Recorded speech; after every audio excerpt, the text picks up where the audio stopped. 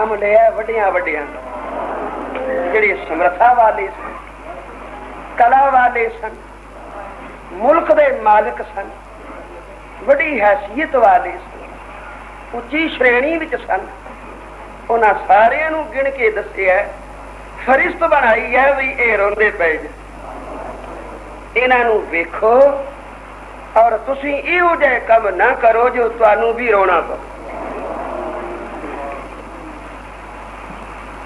कौन कौन रोना? इंद्र राजा रोया, मंदी कमी नानका सर पर मंदा, संसदान दे इंद्र रोया। एक पंक्ति है पर एक बड़ा प्रसंग है इस पंक्ति में। संसदान दे इंद्र रोया, कदों इंद्र रोना? जदों गौतम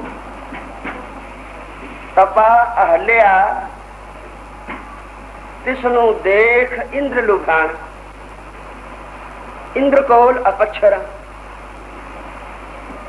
तो अपच्छरा जिन्हां ने बड़े बड़े तपस्या दे तप भंग कर, पर इंद्र नू सब्र न आया। स्रोत सुनी गौतम दी स्त्री अहल्या बड़ी सुंदर है, ते आ गया वेखण वास्ते। वेखियो सो भाई सचमुच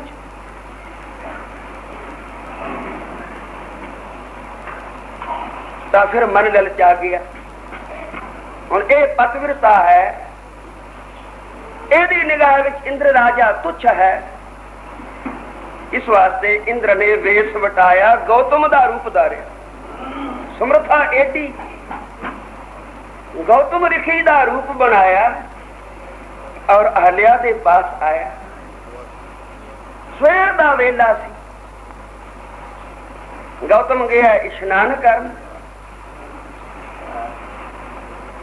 अहल्या उड़ीक रही है इशनान करके आउणगे, बह के अपना नितनेम करनगे, मैं जल पानी तैयार कर लवांगी। पतिव्रता का यही काम है।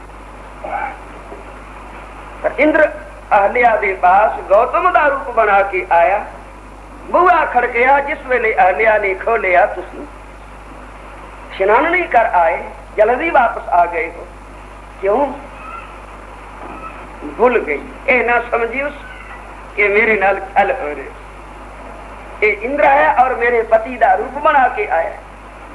ए अहल्या ने ना देखिया, जे देखदी अपनी दिव्य दृष्टि नाल तां देख सकदी, उस दृष्टि नाल देखना पैंदा,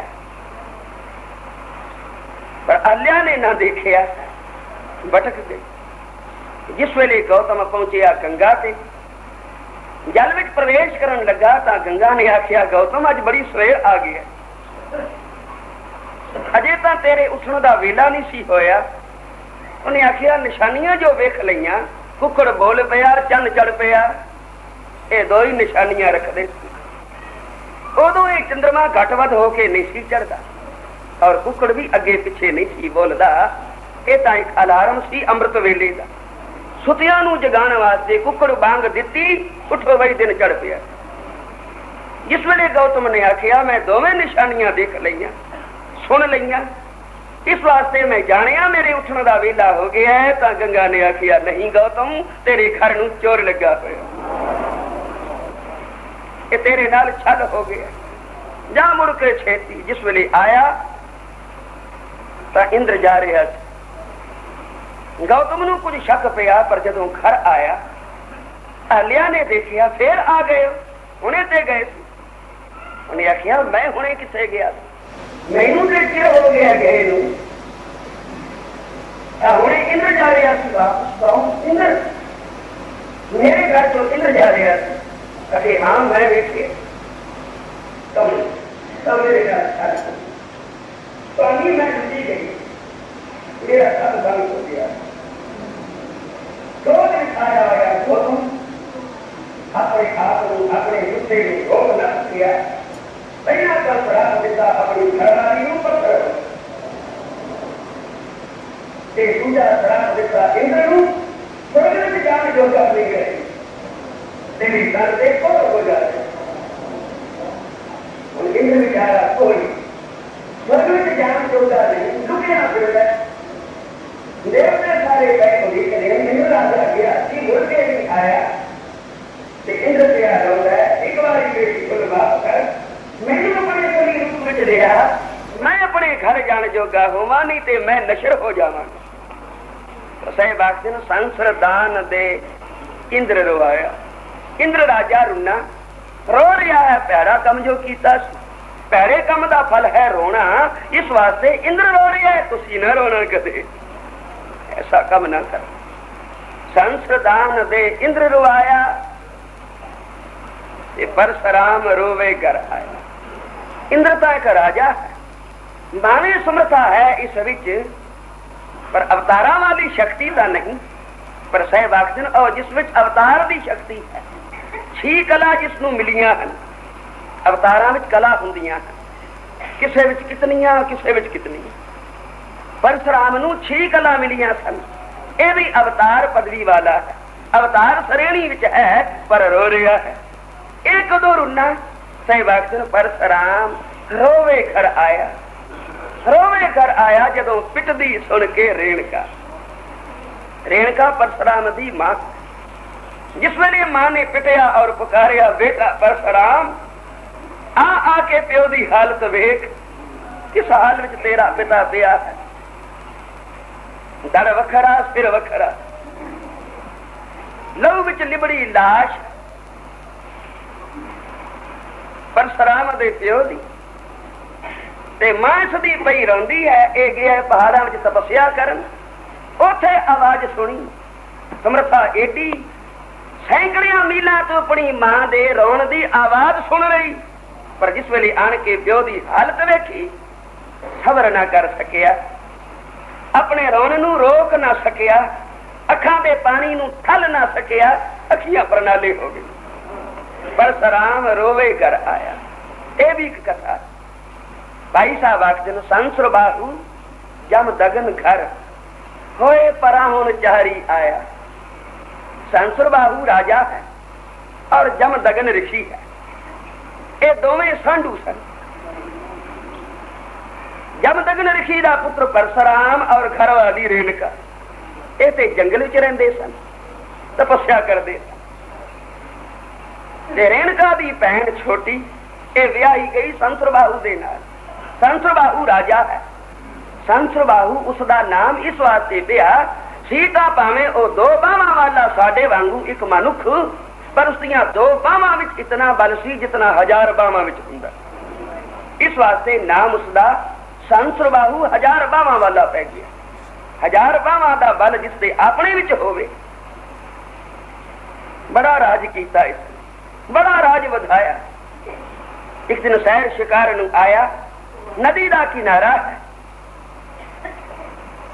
संसरबाहू की घरवाली आई इशनान करन ते इधरों रेणुका भी गई पानी खर दोवां भैणां दा घाट से मेल हो गया गले मिलियां चिरां दियां विछड़ियां ओ ऋषि दे घर ओ राजे दे घर मुड़ के मेल होया ही नहीं मुद्दत बाद जदों मिलियां तां दोवें रुनियां मिल के दुख सुख हाल हवाल पुछे एक दूजी दे तेरा पति उन्हें आखिया थोड़ी कदूर एक जोगी विच रहिंदे हां परमेश्वर दा भजन करदे नदी तो पानी पी लेंदे हां वृक्षां दे फल तोड़ के खा लेंदे सानू कोई चिंता नहीं कोई फिक्र नहीं कोई गम नहीं बड़े आनंद विच पई जिंदगी बतीत हुंदी है उन्हें आखिया मैं भी बड़ी सुखी हां मेरा भी घर वाला बड़ा राजा है बड़ा राज वधाया उसने और मेरे नाल प्यार भी बड़ा शुक्र है कोई किधर गई कोई किधर गई फिर उड़ीक दियां कदे कोई स्रोत आवे पैण दी कोई चिट्ठी आवे कोई हाल हवाल मिले पर सत्ती वाह न लगी होवे किसे सबना वालों ठंडी वाह पई आवे मुड़ खबर नहीं मेल कदों होवेगा जे कल दी रोटी साडे घर जा खाओ उन्हें आखिया भैन तू आखिया सी रिखी चौपड़ी विच रहिंदे वृक्षां दे पत्ते तोड़ के खा लेंदे नदी तो पानी पींदे असीं राजे लोग 36 पदार्थ खांदे मेरी तू रोटी आख रही है तू मैनू रोटी नहीं खवा सकती तू सोचिया नहीं गल विचार के नहीं कीती किथे तू किथे मैं अपने घर में तू बेशक सुखी है, पर मेरे मुकाबले भी का नहीं। मेरा पति कला नहीं, उस नाल सेना है। जे और रोटी खान आवेगा तो सारे भी आके खाने। उन्हें आखिया मैं एवं नहीं तेन रोटी आखी, मेरा घर वाला भावे वृक्षां दे पत्ते तोड़ के खांदा है, पर है बड़ी समर्था वाला। जे चाहे तो तुहानू सुर्ग दे मेवे खवा सकता। एवं किवें ना समझी मेरे पति नू। तेरा पति बेशक राजा है, पर मेरे पति दे जुत्ती दी रिस नहीं कर सकता। कई राजे महाराजे आउंदे ने, मेरे पति दे पैरां ते आण के न्यूंदे ने। अच्छा बहन एदा बोल बोली तो असीं कल तेरे घर रोटी खावां। बहुत अच्छा, रोटी कह के चली गई, ओ मन के चली गई। जाके अपने पति नू आखी, उस पति देव कल दी रोटी मेरी भैन दे घर है। तेरी भैन इत्थे किथे? जी मैं नदी ते गई सा, इशनान करन ते भैन मेरी पानी भरन आई थी। नेड़े उन्हां दी चौपड़ी है, उसका पति जमदग्न ऋषि बड़ी समर्था वाला उन्हें आखिया वो है। और कल दी रोटी साडी उन्हां दे घर। राजा मुस्कुराया, तू मूर्ख है, भैन दे घर रोटी मन के आई है, तू देखिया नहीं क्यों पानी भरन आप आई है कड़ा चुक के। जिन्हां कोल एक नौकर भी नहीं काम करने वाला, साडी रोटी वो किस तरह कर सकते हैं? उन्हें आखिया यही तो देखना। उन्हें आखिया सी बड़ी समर्था वाला है, कल जी उसकी समर्था जरूर वेखनी है कि भैन मेरी एवं गप मार गई है कि सचमुच। राजे ने आखिया अच्छी बात, जे तू कह के आई है तो मैं चलांगा,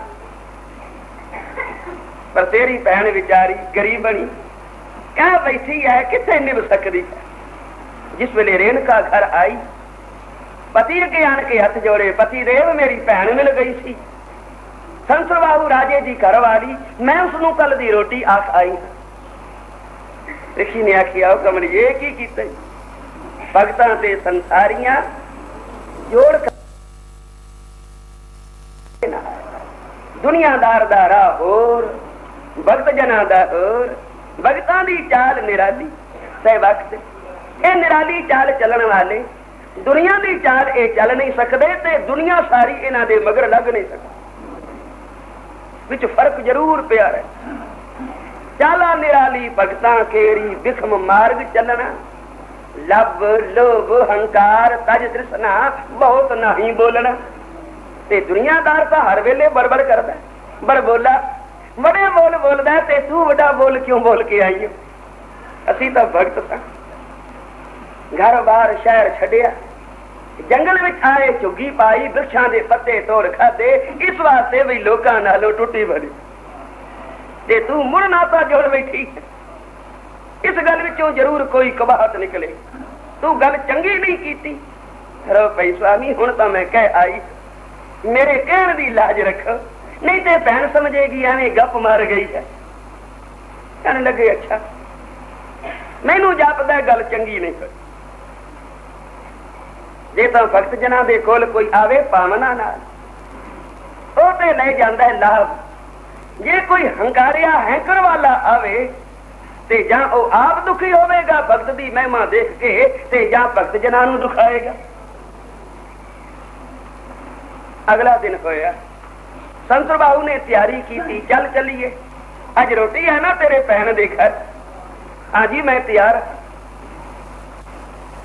सेना नू हुक्म दिता सब चलो, अज दी रोटी ऋषि दे घर है और आंधे ने बड़ी समर्था वाला है। चलो चल के ऋषि दी समर्था नू आजमाइए। इधर रेणुका ने आखिया स्वामी वक्त तो हो गया और तको वाजा वज रहा है, शायद राजा आ रहा है, तुसी कोई प्रबंध नहीं किया, कोई तैयारी नहीं की। उन्हें आखिया मेरी तैयारी समझो होई पई है, मैनू आप नू कुछ करने की लोड़ ही नहीं, करने वाले करिंदे हाजिर खड़ोते। जमदग्न ऋषि ने आखिया इंद्र राजा लोड़ है मैनू इस वेले कामधेन गऊ मेरे पास भेज। आवाज आई बहुत अच्छा, चौपड़ी अंदरों आवाज आई ऋषि मैं तो हाजिर खड़ोती हूं। कामधेन कामधेन गऊ किना दे कोल हुंदी है, साहिब दिन कामधेन हर हर गुण गाम, जेड़े साहिब दे गुण गाउंदे हन समझो उन्हां दे घर कामधेन बद्धी हुंदी है। उन्होंने कोई करने की कुछ कहने की लोड़ नहीं पैंदी। सब कुछ वाहिगुरू अपने आप उन्होंने खातर कर दिंदा। जेड़े गुण गाउंदे ये कामधेन स्वर्गपुरी की कामधेन है, पर जेड़े गुण गाउंदे हैं उन्होंने इस कामधेन की लोड़ नहीं। उन्होंने घर वाहिगुरू आप कामधेन भेजदा है। कोई ना कोई अपनी प्रेरणा नाल अपना बंदा उन्होंने अगे सतवचनी कर छड्डदा है। उन्होंने मूहों कहने की लोड़ ही कोई नहीं हुंदी, वो सब कुछ आप तो आपे करी जांदे। इक्के दे जिवें कर छड्डदा, तू कर भाई। मत ओ महात्मा समझे कि मेरा सेवक है, मत ओ हंकार विच आ जावे कि मैं कर दिया। ये कला उत्तों दी हुंदी, ये ड्यूटी भी उत्तों लगदी है। और वाहिगुरू उसे दी ड्यूटी ये लाउंदा जिहड़ा वाहिगुरू दा अपना बंदा हुंदा। किसी का कम करना होवे तो मैं अपने बंदे नूं आखांगा जा करके आ। साध संगत बोलो श्री। तो सुत बनता साजन सेवक दिए प्रभ देवन जोग। प्रभु देवन जोग ए सुत बनता साजन सेवक कौन दिंदा है? वो आप दिंदा है। किन्हां जेड़े उसते गुण गाउंदे हैं। कामधेन हर हर गुण गान तो ऋषि गुण गाउन वाला स्वर्गपुरी विचों कामधेन मंगवा लई सू। आवाज आई ऋषि मैं तो हाजिर खड़ोती हाँ, हुक्म कर। चाती पाई अंदर सचमुच गऊ खड़ोती। ऋषि ने आखिया मेरे घर राजा आ रहे है रोटी खाने वास्ते, ये प्रबंध सारा करना बहुत अच्छा हो जाएगा। तू आखी जावी और जो कुछ चाहिए होवे इस चौपड़ी चों कड्डी जाए। मैं कला किवें कड्डांगा? उन्हें आखिया पहला सेवादार देंगी जितने तू आखे। बावर दी सेवादार अंदरों निकल आए कतारा बन। मीला तक उन्होंने फर्श बिछा दिता। राजा वाजे बजाउंदा जिस वेले आया तो बड़ा आश्चर्य होया सी। मैं राजा ये चौपड़ी विच रहने वाला साधु, इहदे कोल सिवाए कुशा दे आसन दे मेरे बिठाउण दी भी कोई था नहीं होनी, कोई मेरे मुताबिक आसन भी नहीं होना। किथे बिठाएगा बेचारा? एवं नमोशी करा ली है उसकी घरवाली ने। गल करके गल करिए किसी आप समय नाल एडे वड्डे नाल गल करके पिछों नमोशी होनी है, और की होना। पर जिस वेले आया तो वेखी उस बड़ा सुंदर फर्श विच आ पे। इहो जिहा सोहना फर्श ते कदे राजे ने अपने महलों में नहीं सी वेखिया। आश्चर्य हो गया। घरवाली ने आखिया क्यों जी? देख ली मेरी भैन की गल सच पई आखदी सी। मेरा पति बड़ी समर्था वाला, ये समर्था का ही तो निशान है कि अखी पे वेखदिया मीलों तक फर्श विछया हुआ। जिथे फर्श इतने कीमती हैं, खाने कितने होंगे सुंदर। सचमुच मेरी भैन मैथों भी वड्डी है। साध संगत बोलो श्री। राजे नूं ये गल खा गई। किसी तरह इस ऋषि की नमोशी होवे। जिस वेले कोल आया झुकिया नहीं ऋषि नूं, हाथ मिलायो अपना संबंधी जान के, रिश्तेदार है सानू।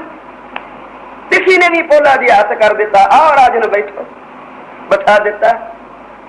हुक्म दिता आओ भाई वर्तावे वर्ताओ।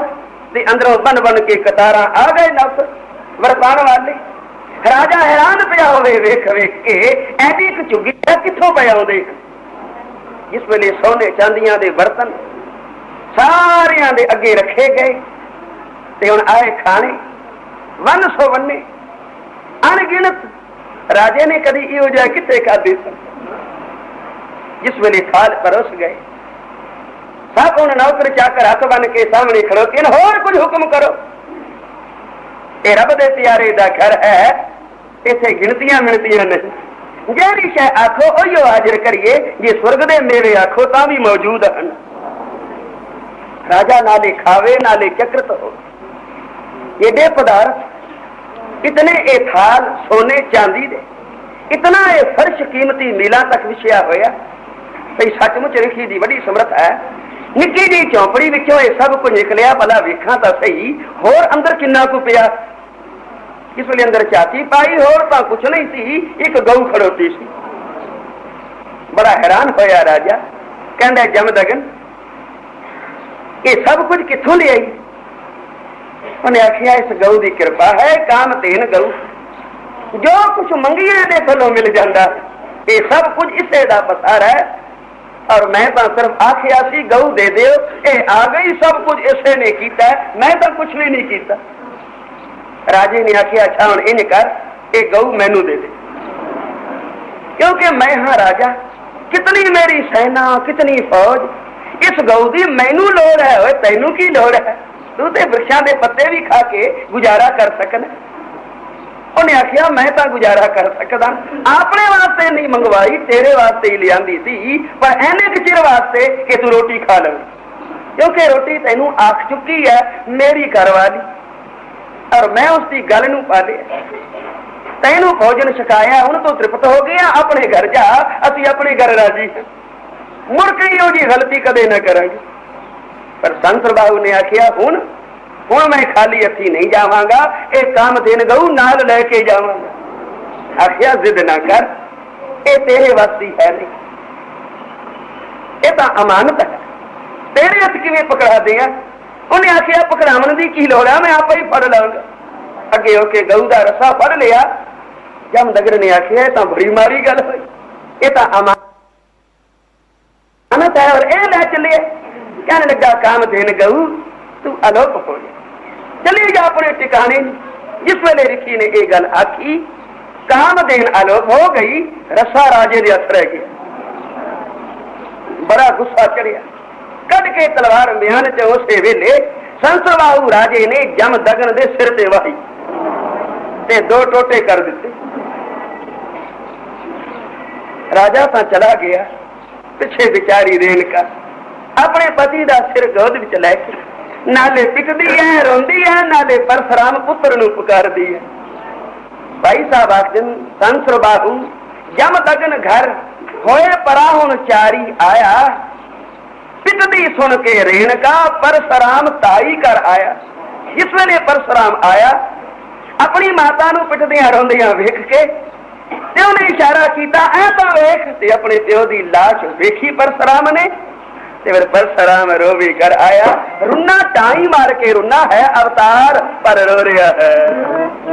परशुराम रोवे कर